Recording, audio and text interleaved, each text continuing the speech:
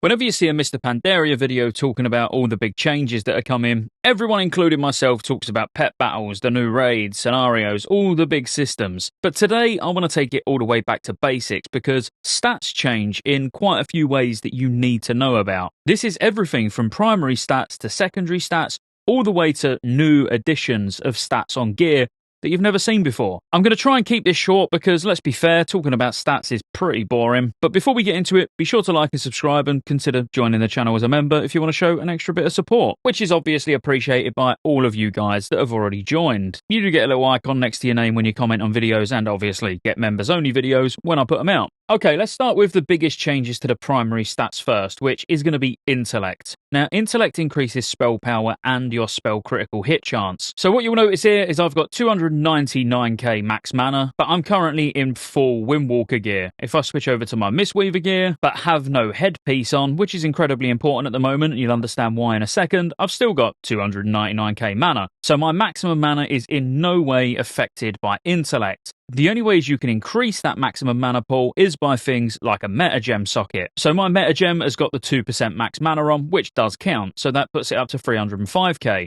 I could increase it even further with talents by using something like Ascension, where it increases maximum mana by 15%, so we'll go ahead and do that as well. So now you can see I've got a very healthy 351k mana pool. The thing is, most classes, especially caster DPS for example, like mages, warlocks, shadow priests, whatever, they're not going to use a 2% max mana gem because it doesn't give you any damage, obviously. You're going to use the crit damage. So in general, it doesn't matter if we're on a druid, a holy paladin, or even an elemental shaman. At level 90, you're going to be rolling around with about 300k mana. And obviously your maximum mana just goes up each time you level until you reach level 90 where it will be at the full 300k. Now if you was like a rep paladin or an enhancement shaman where you're a melee DPS but you use mana, you'll generally have about 60k. And then moving directly on from Intellect, which we know gives us spell crit, critical strikes change as well now. Up until this point in Cataclysm, baseline critical strike would deal 50% extra damage for casters. Now this could be modified from talents or even metagems like we spoke about earlier, but when we go into Mist of Pandaria, all spell crits will be 100% extra damage, so they'll do double damage when they crit. Crit chance even applies as bonus damage to some spells, well, namely one to be fair, which is Chaos Bolt for Warlocks, where for a Warlock, Chaos Bolt always critically strikes. So instead, in addition, the damage is increased by your critical strike chance, so stacking lots of crit chance is actually bonus damage on Chaos Bolt. Now that is Warlock specific. The main point I wanted to get across is the fact that crits now actually do double damage all the time for casters, and again,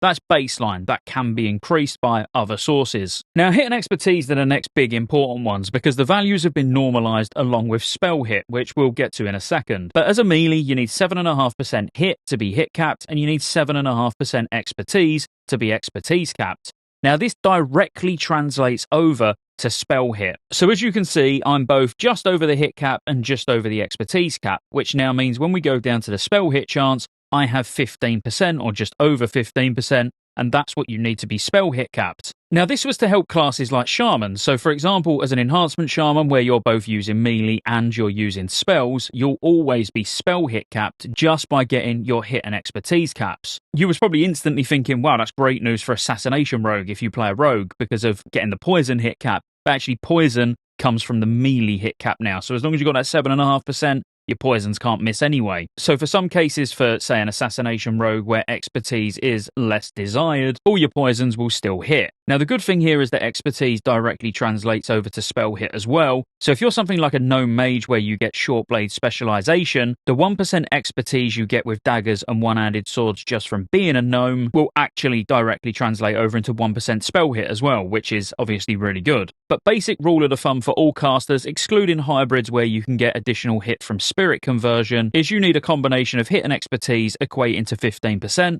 and for melee you need 7.5% hit and 7.5% expertise. But overall, again, excluding classes that get hit from spirit, we'll need exactly the same amount of hit and expertise rating if you was to combine the two. Now, another interesting one because it affects a lot of classes and specs is spell resistances. Now, all spell resistances have gone completely. This is one of the primary reasons that Aura Mastery changed for a Paladin into Devotion Aura. Anywhere where you would ordinarily get spell resistance has either been flat out removed or changed to give a different bonus. So, for example, for shamans that are used to glyphing healing stream totem so it gives the resistances, that instead now gives the person that was healed by the healing stream totem a 10% damage reduction to fire, frost and nature damage for 6 seconds. Resistance aura for paladins has gone completely, shadow protection from priests has also gone completely, and instead any of those things that ordinarily boosted resistances, which obviously in turn would reduce the amount of that school of magic that you took or your raid took,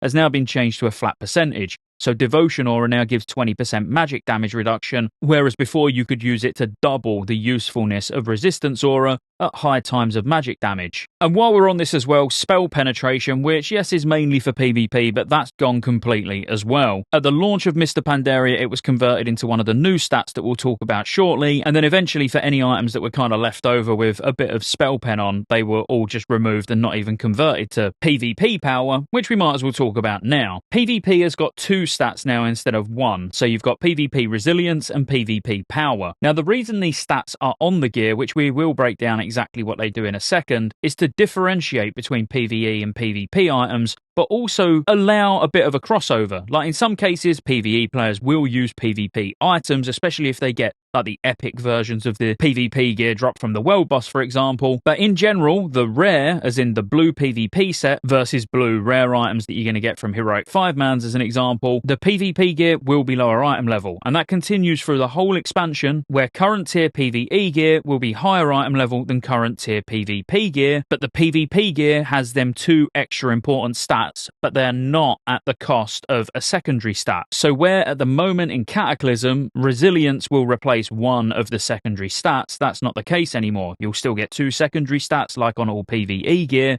but now you'll get PvP Power and PvP Resilience. And what PvP Resilience does, as you can probably guess, is reduces all damage taken in PvP by players and their pets. And don't forget that there is actually a base PvP Resilience as well, so you naturally, without even PvP gear, take less damage from players. This was just to balance PvP a lot better. I don't even want to say what that percentage is because it changed so much throughout Mr. Pandaria that Blizzard could implement any version of it and then increase that value throughout the expansion as people get better gear. It was something ridiculous like 77% base resilience or something that it actually ended on right at the end of Mr. Pandaria, which, you know, that's to counteract just the fact of how strong trinkets we're getting from PvE, for example, and of course the legendary cloak, even though really the legendary cloak's only relevant in world PvP. But then moving on to PvP Power, so this is the new one. Now you can see in brackets on this character here it's saying healing, and that's purely, even though I'm in for some reason feral gear, it's a Resto Druid. So this increases the damage done to players and their pets or minions and increases healing done in PvP zones and outdoors. Now these items give tons of PvP power. Like you can see just on this staff, which is a Season 1 epic staff, so in actual MoP Classic that will likely be the Conquest weapon. It gives 4.7k, which just for the weapon 4.7k is equating to an extra 13% healing. So just based off that one item you can see how important as a PvPer it will be to use PvP items even though they're slightly lower item level. And really the last change comes down to block tanks, so prop paladins, prop warriors. Block changes slightly, so you would have heard about the magic 102.4% avoidance number, which is your combined dodge, parry, block, all of that to basically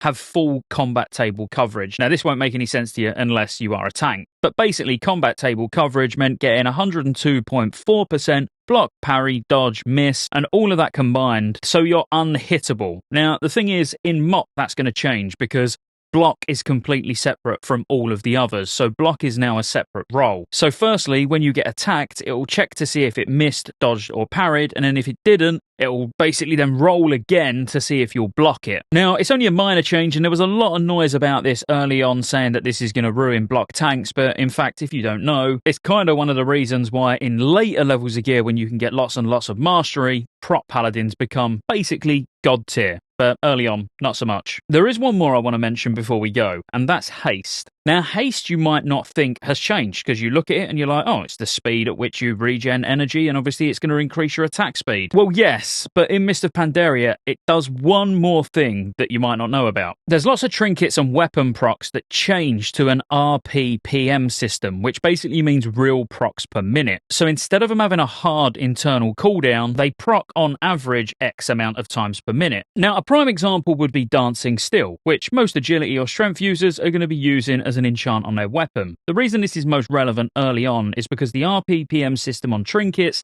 really don't come into full swing until Throne of Thunder. But looking at Renataki Soul Charm is a prime example because it shows there approximately 1.21 procs per minute. So this is the real procs per minute system. Now, Dancing Still is actually on 2. Went through some changes, but it ended up on 2 RPPM. Now, weapon speed doesn't matter on this at all, because actually you have a higher chance of proccing these with a slower weapon than you do, obviously, using a faster weapon that's hitting more often. But without getting super nitty-gritty into the numbers, like I could put this on screen where you can see a full breakdown of the maths behind it and that there's bad luck prevention, but the higher your haste, the more chance that you actually have of proccing weapons and trinkets if they're RPPM based, and Bloodlust works the same. Anything that increases melee attack speed or range casting speed doesn't count, it's got to be flat out haste. But in general, the way it works is as you get closer to the point where it should be proccing, so if it's got 1 proc per minute, as you're closing in on that 60 seconds without it, as you're leading up to the point where it should be proccing, the percentage chance of it proccing is getting higher and higher. So that's like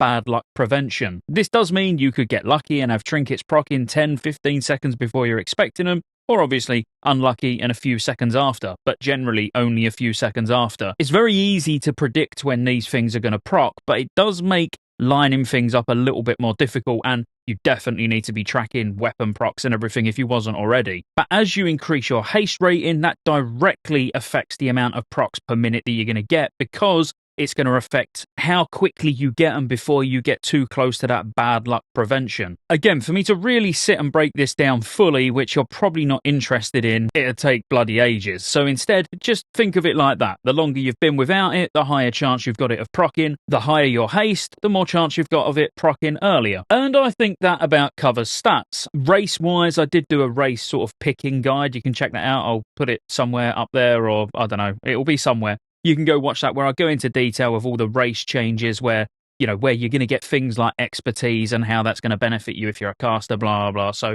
if you want to go check that out, feel free, and I'll see you on the next one. Oh, obviously, before I go, like and subscribe and all that jazz. If you need a Rested XP guide, affiliate link in the description, join as a member, all that rubbish that you probably don't care about. I'll see you on the next one.